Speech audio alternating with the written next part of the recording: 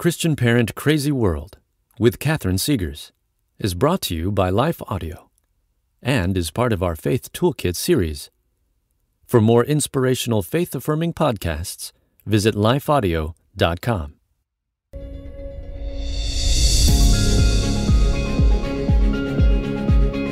Welcome to Christian Parent Crazy World, the podcast that tackles tough topics to help you raise godly kids in an ungodly world. I'm your host, Catherine Seegers, and today's episode tackles this vital question: what worldviews are competing for your kids' faith? So, this episode is really a continuation of the last episode where I gave 5 reasons why it is imperative, it's vital that we teach our kids other worldviews. If you missed that, you should definitely go back and check it out, either before or after listening to this episode. It's not a prerequisite, but these 2 episodes go hand in hand.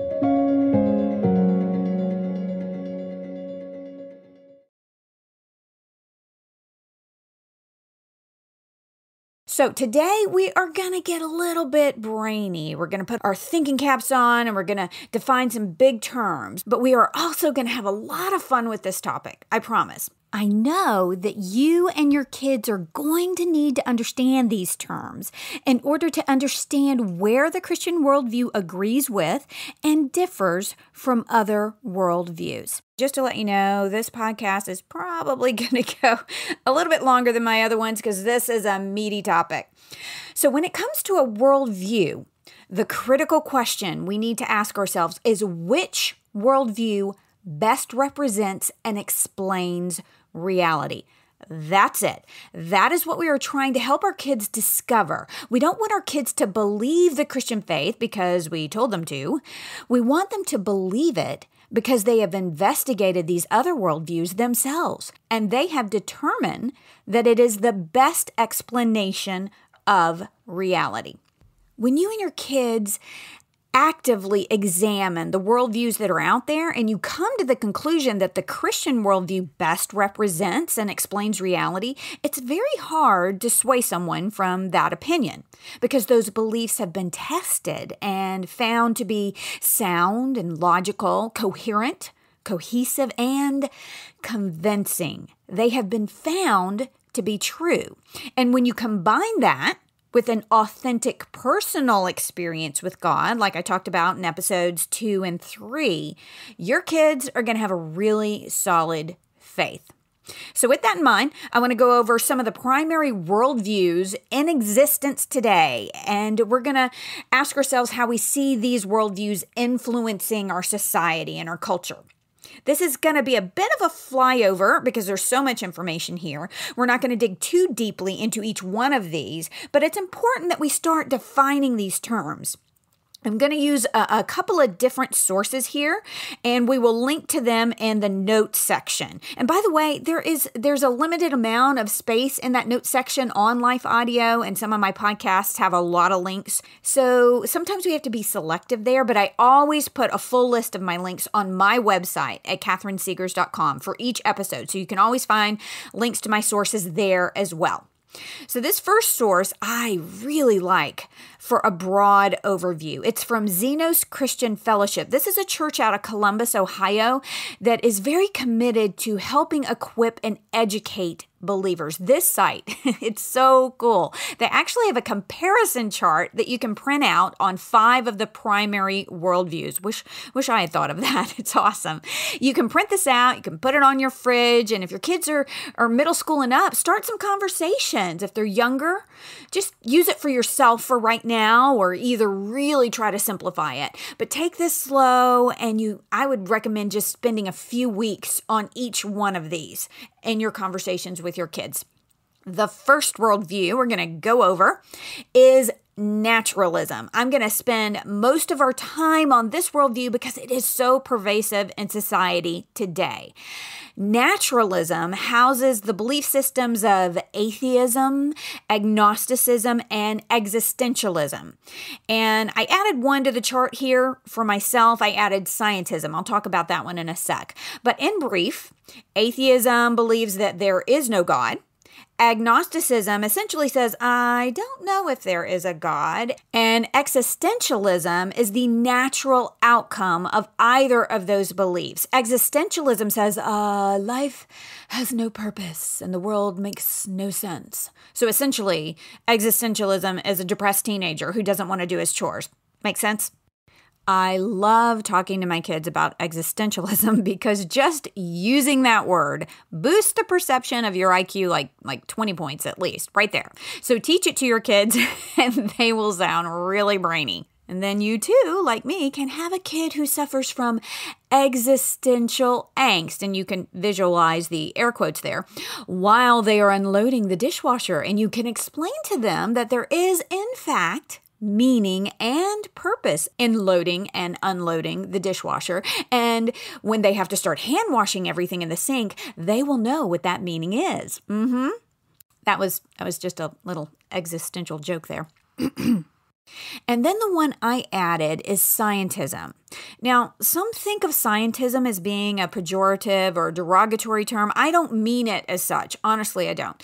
But Ian Hutchinson, who is an MIT physicist, offers a really great definition of Scientism. This is how he defines it. Science, modeled on the natural sciences, is the only source of real knowledge. I think that is a perfect definition. And I think we see a lot of that type of thinking in society today, despite the fact that, according to Pew Research, 90% of Americans believe in God. Many people still believe that the only source of real knowledge or truth is science. So I want to go over a couple of highlights for the naturalistic worldview. And these are on the chart, so I really encourage you to print that out. A naturalistic worldview believes that the material universe is all that exists. Reality is one-dimensional. There's no such thing as a soul or a spirit. Everything can be explained on the basis of natural law.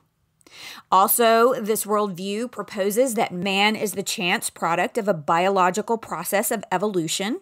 Man is entirely material. There's no spiritual in this worldview. Also, and according to the naturalistic worldview, truth is usually understood as scientific proof. Only that which can be observed with the five senses is accepted as real or true. That is why I added scientism to my chart. And finally, it also says that there are no objective values or morals. Morals are individual preferences or socially useful behaviors. Even social morals are subject to evolution and change. Boy, do we see that in our society today. There has been a lot of change in social mores in the recent decades and years and even months. There have been so much change in that area of our society. So I'm not going to go this deeply on every worldview, but I want to break this one down just a little bit more because I think it is so pervasive. Where do we see naturalism today? Pretty much everywhere. We live in a society that has multiple truths. Truth is subjective. You have your truth and I have my truth, and that is fine unless your truth and my truth disagree. Then we're going to have some words, okay? By the way, I'm going to do a whole episode on truth pretty soon, so be looking for that. And certainly we see the celebration of science as the end-all and be-all of the naturalistic worldview. It is the only source of truth to many in our society. And I want to give a little history lesson here.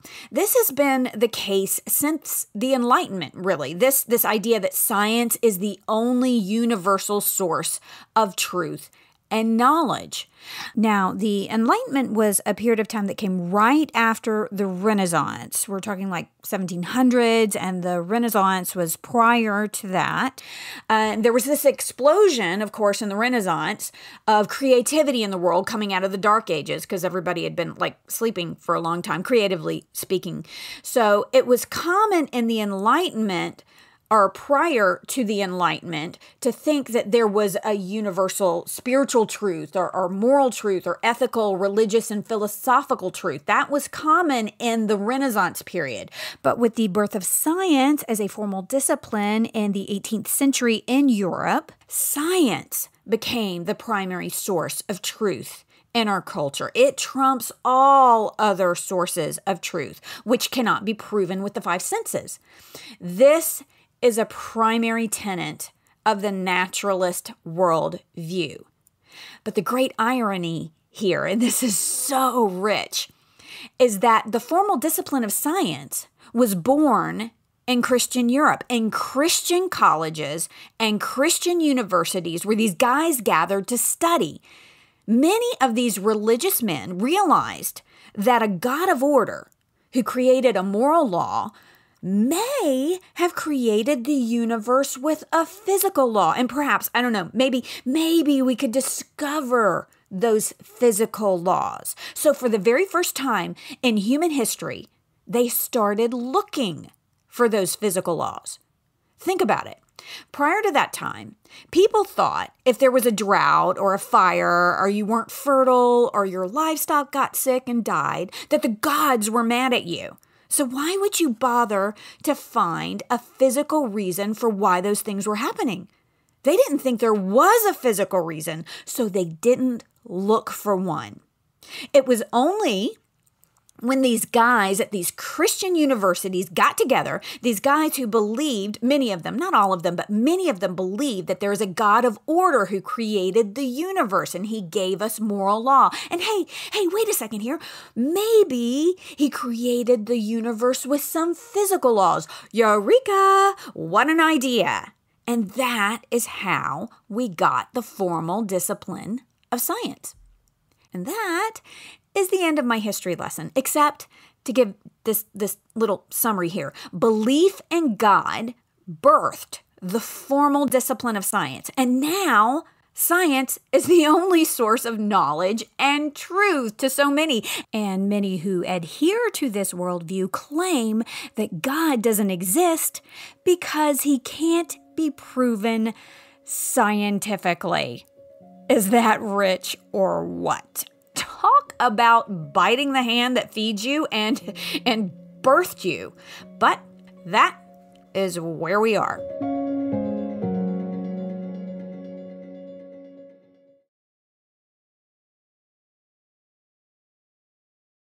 So this naturalistic worldview is very prevalent in society today. I would say that it is ubiquitous, and that just means that it's everywhere. I once saw Katie Couric do an interview where she used the word ubiquitous like 50 times, and I think she was trying to boost the perception of her IQ. So anyways, teach that one to your kids too.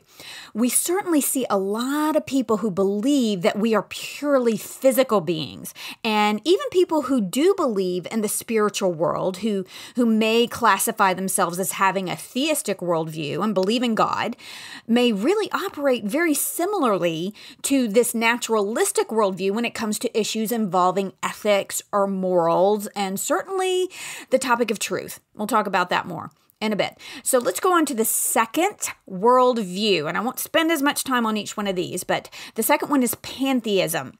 Let's highlight some of the things on the chart about pantheism. We're talking about religions like Hinduism, Taoism, Buddhism, New Age consciousness when we're talking about pantheism. This worldview believes that only the spiritual exists, so it is diametrically opposed to naturalism, where only the physical exists. Little side note here, the enemy loves to get us on some extremes. Only the physical exists, only the spiritual exists. Now, Scripture teaches us that we are created in the image of God, which is mind, body, and spirit. We have the Father, the Son, and the Holy Spirit, and we're created in His image. So naturally, the enemy would want us to be on an extreme that did not acknowledge all of who God is and all of who we are as His children. So pantheism believes in a spiritual reality or a higher power, and that higher power is eternal, but it's also impersonal and unknowable. It's like a force. Really, the Force in Star Wars is a pantheistic concept. Now, I love Star Wars, so do my kids, but it's important that we know what that is and you have a conversation about it. I think that's a great conversation to have with your kids. This is important because according to pantheism, man's belief that he is an individual is an illusion. You may have heard of a term called collective salvation. That's talking about the collective, not the individual. Some spiritualists and even some politicians, very, very famous politicians who may have, I don't know, may have led the free world, have talked about collective salvation. On some level, this is a pantheistic concept as well because it denies the rights and needs or even the existence of the individual, which the U.S. was founded on, those concepts, by the way. But this worldview also believes that truth, this is on the chart, quote, truth is an expression of unity with oneness of the universe. Truth is beyond all rational description. So in other words, truth is this murky, nebulous concept. Go back to the chart. It says many pantheistic thinkers believe that there is no real distinction between good and evil. Instead, there is enlightened and unenlightened behavior. Now, if your house is anything like mine, there's a lot of unenlightened behavior going on at times. But I do believe, and I do teach my kids to believe, that there is good and evil in the world as well. Where do we see pantheism today? Well, it's mostly in Far Eastern religions, but we are increasingly becoming a borderless international society. So we see it more and more in the West. And of course, we see it in our culture and in entertainment, like in Star Wars. So which of these first two worldviews better represents reality? That is the question we always need to ask. Well, if you believe that reality is all physical, go with naturalism. If you believe that reality is all spiritual, then go with pantheism. But if you believe that reality is physical and spiritual, you got to keep looking. And you might arrive at our third worldview. Worldview number 3 is theism or monotheism. That is a belief in God or a belief in one God. You should be familiar with this one. Christianity is a theistic worldview. So is Judaism and Islam. Those are the primary theistic worldviews. There are some more out there, but those are the biggies. Now, the theistic worldview believes in an infinite personal God who created a finite material world. Reality is both material and spiritual. So theism is right in between naturalism and pantheism. We believe in the spiritual and the physical. The theistic worldview believes that human beings are created by God in His image. That means we are personal, we are eternal, we are spiritual, and we are biological. In this worldview, truth about God is known through revelation. For the Christian faith, that is the Bible. That revelation comes in the Bible. For the Jewish faith, it is the Old Testament. For Muslims, it is the Quran. Truth about the physical world is also known by revelation, through discovery, through the 5 main senses, and used in conjunction with our rational thoughts.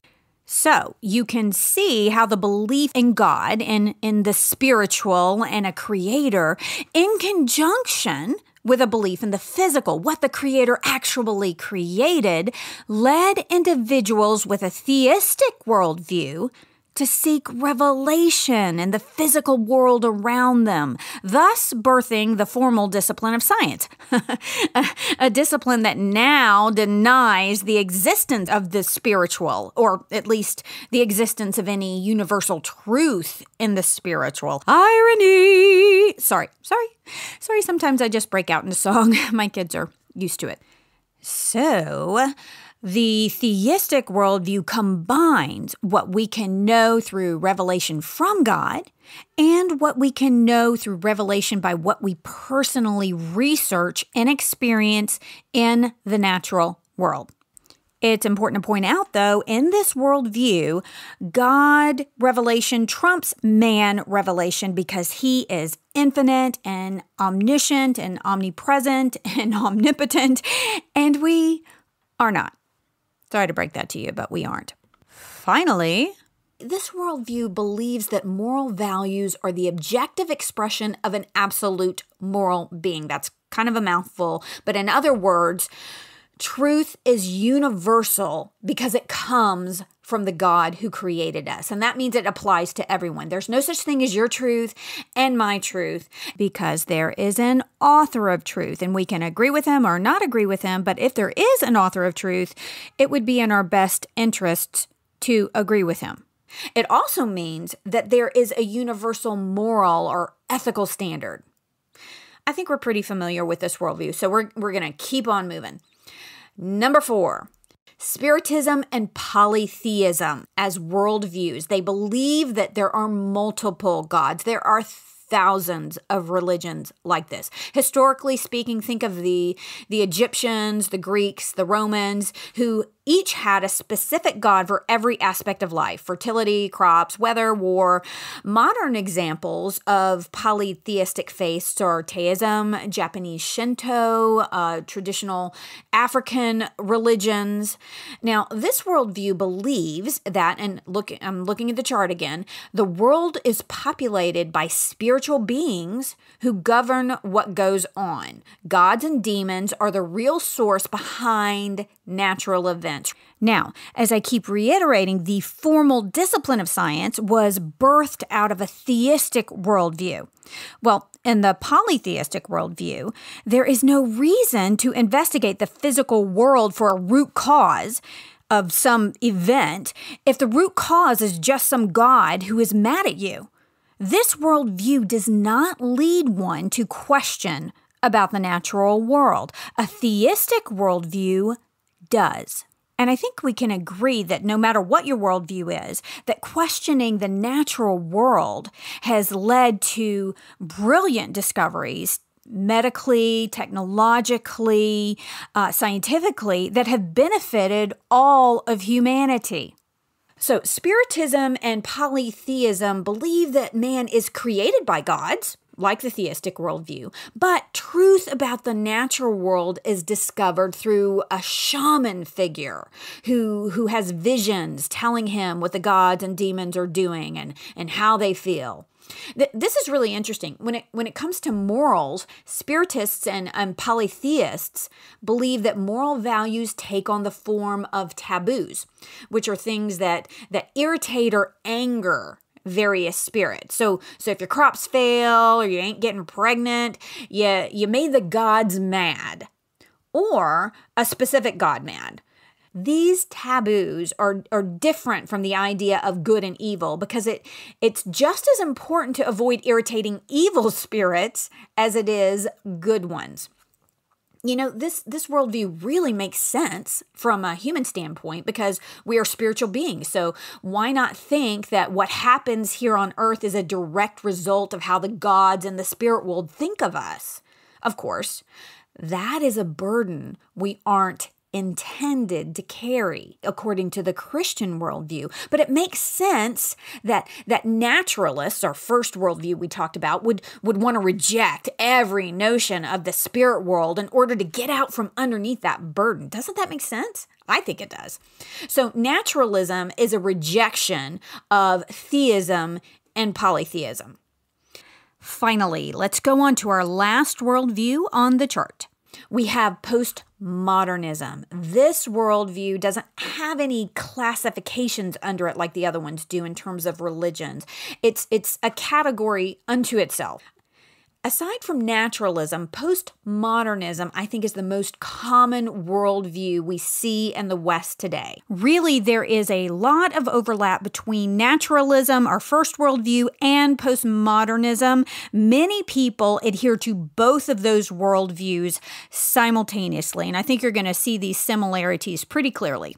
Postmodernism says that reality must be interpreted through our language and our cultural paradigm. Therefore, reality is socially constructed. It's not the same for everyone. It varies from culture to culture and from time to time. This worldview believes that humans are a product of their social setting.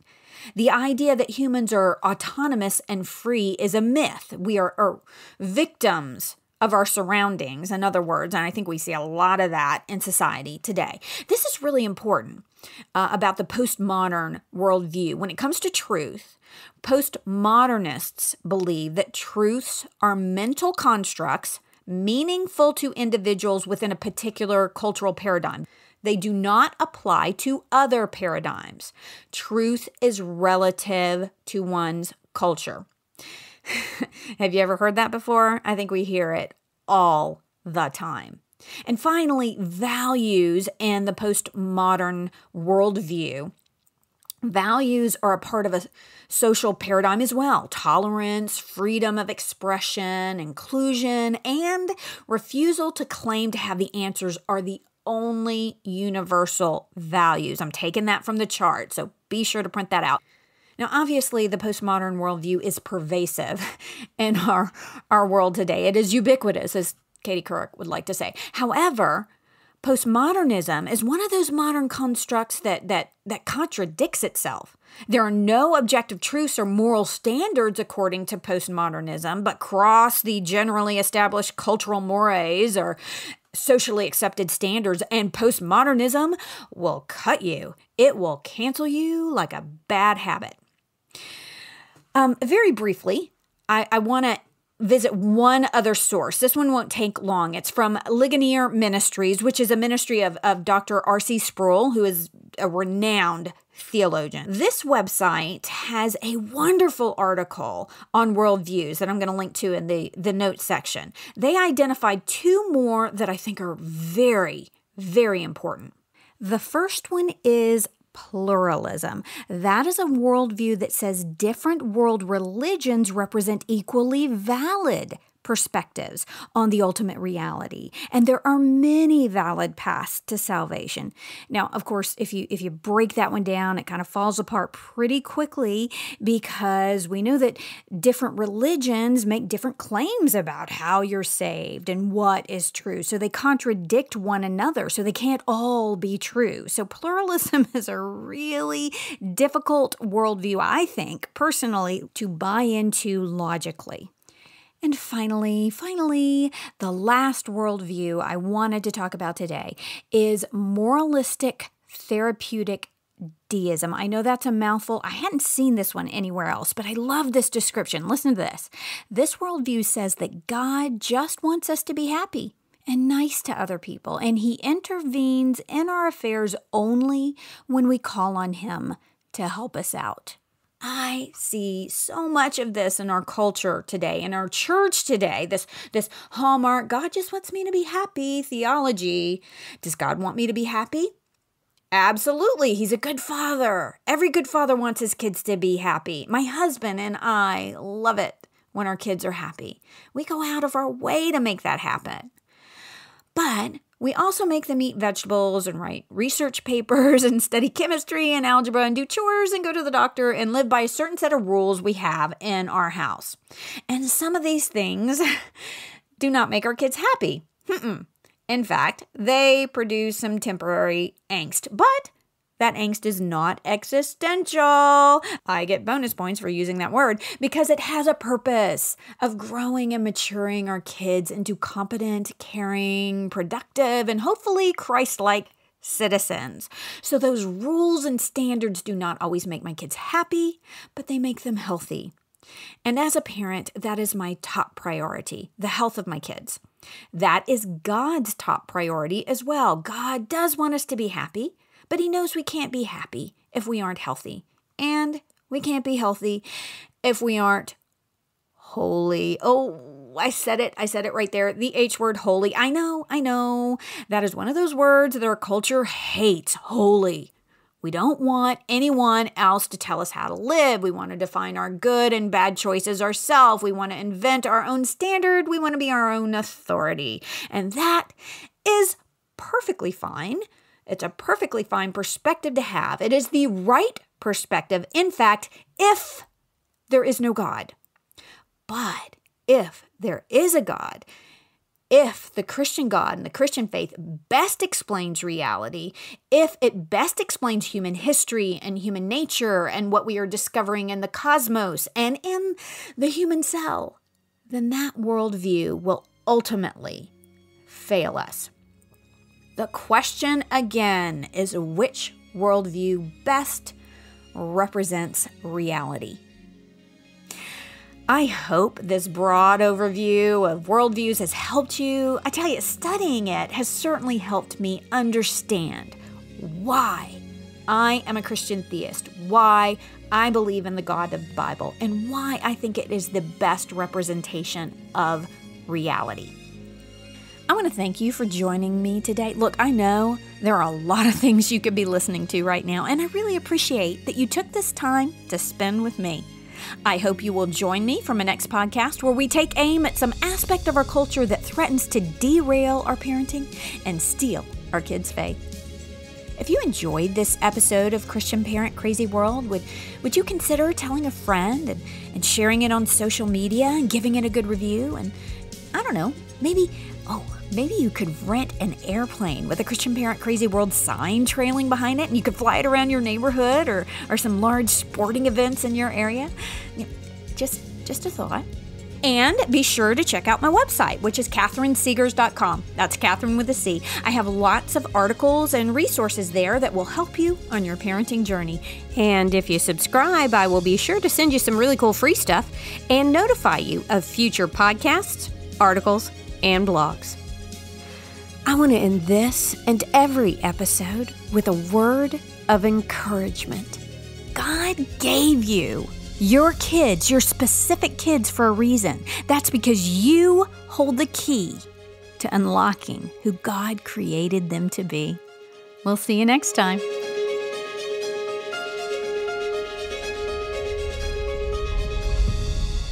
Christian Parent Crazy World is a production of Life Audio and the Salem Web Network.